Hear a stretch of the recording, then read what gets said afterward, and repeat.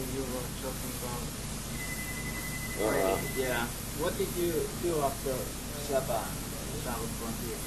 I'll tell you in a second. I gotta get the other phone on me. After Zappa traveled from here. Well, I played with Hildegard Knef for a while. Played with a bunch of goofy things. Played in Japan with some guys. Played with Ray Charles for a while. Ray Charles. Yeah. Could you tell me something about that? Oh, about Ray? 92. Well, I was kind of crazy. It was crazy. It was maddening. No money, and it was interesting to play with him. But he's not a very nice dude. At least he wasn't to me. Well, there's the Lifer guys. Well, his organization is I don't know what to call it. It's just cruel in a way.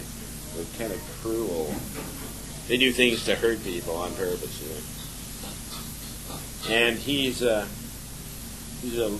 seems kind of aloof. I don't know. I couldn't even communicate with him. I'd sit there and try to talk to him, and nothing had happened. I just gave up. But when I got the gig, the day before the tour started, and the equipment manager had copied the charts with a copier, and some of the charts started on bar 2, and there was no bar 1. I didn't know the chart. I'd never seen it before. Here's bar 2. He goes over here. There's a big blank space, and then here's bar 6. You know, see what I mean? So I couldn't play the first note because I didn't know what the hell the note was. I didn't know the time signature. I didn't know the key. I didn't know anything. So he started screaming at me for not knowing the note. I said, "Man, I wish you could see these charts so you could realize that it's impossible to get to." But he got me. He nailed me one time, and he got a laugh. And then he started like using me as like a ball guy for his humor. This was the first part of the first tour I did with him. And the critics nailed the shit out of him for doing it. They said he was cheap and he was an asshole, basically, you know. And he stopped doing it after that. But I got real good. I had the book down at the end. You know. I got what I needed to get out of it musically, but it was tedious. You know, long bus rides. Rules like you had to wear a shirt with a collar in the bus. You couldn't wear blue jeans in the bus. You know, things like that. Stupid things with no money to speak of. We were paying for our own hotel room. You know, he was making huge dough, and he wasn't giving us any of it. And that's basically the story. It was you could have made more money doing 3 bar mitzvahs a week in L.A. after the expenses than you did on the road. You know? I mean, that's literally the truth.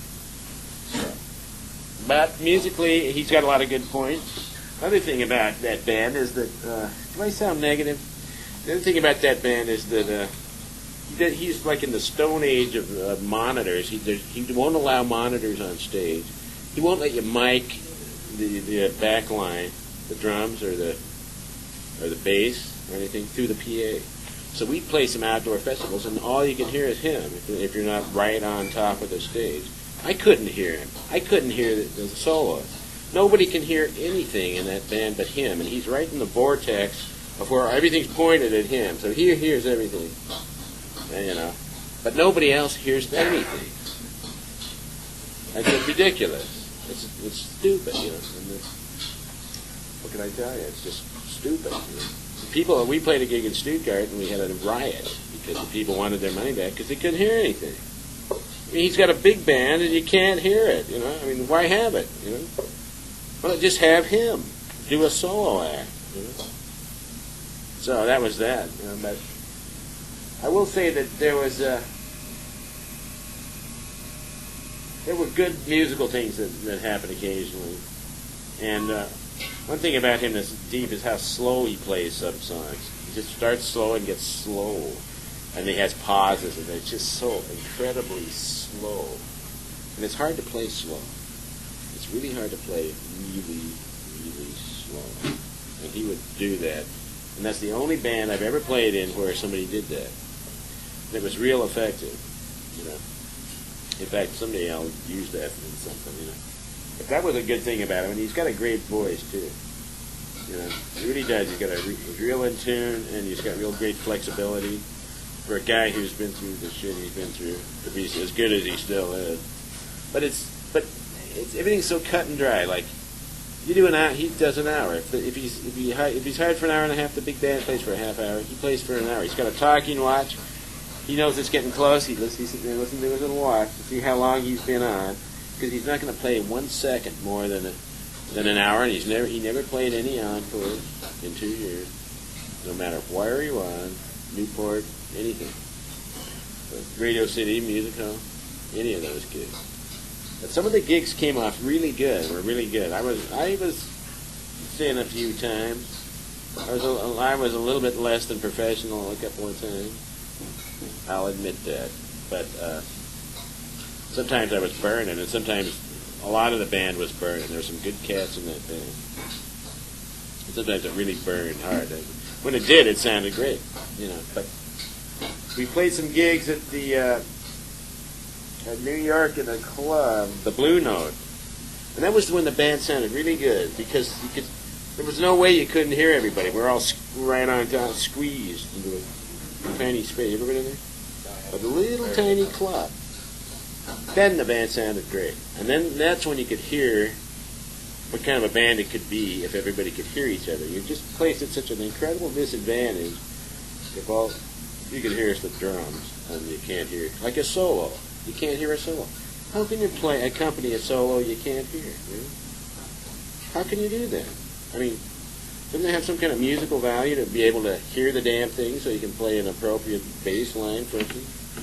And that's something that they never got through their heads, you know. And people have been telling those guys that for years, and they just won't listen to it.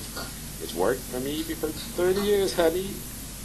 You know, meanwhile, technology has come, you know, and that's why Ray is still playing the same songs that he was playing 30 years ago, too.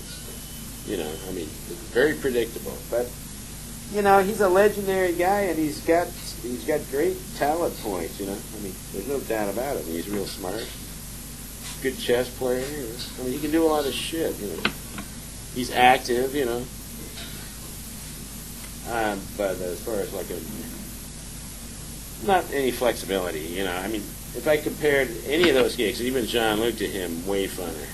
Way, way funner. But Zappa shit was way, way, way funner.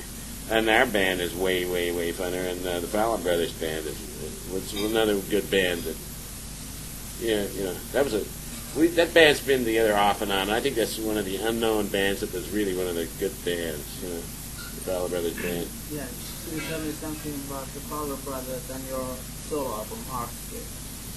Well, you ever hear that? No. I hope to hear it. We'll give it to you. It's, Heartscape is all my stuff. And Ralph Humphrey had a band with Mike Miller and a bass player who was my best friend named Jim Lacefield, and he died. You know, he was a really good player. Yeah. And he was my best friend. He died. We won't go into that, but I dedicated the record to him. I wrote a song in about a day for his wake. You know, he died, and I wrote a song, and then we performed it at his wake, and it's on there. And the session, it was his band. It was the other two guys, Mike and Ralph Humphrey, are on it. And that has some meaning to me and stuff, you know, because it sort of captured, because we recorded it right when we were still in this daze. He affected us pretty deeply, you know. And we were all there. His girlfriend was there, weeping in the background when we recorded it. So that feeling is on that song, you know, and you just can't get it any other way. But so it's a historical fluke of things that's there. There's some of the other songs are just a bunch of songs, basically. The album doesn't have a bunch of continuity. It's got a bunch of different stylistic stuff. So I tried to make it as continuous as I could, but it didn't really work. But it's okay. It's a pretty good album. You know. It's pretty good. I've got a bunch of different good drummers on it. Chester's on it, and Ralph Humphrey's on it, and well, I got it right. Vinnie Caliu. I just happen to have it right here. You can have it. If I had two, you could have one too. That'd be great. But I don't. I'll give you one next time I see you.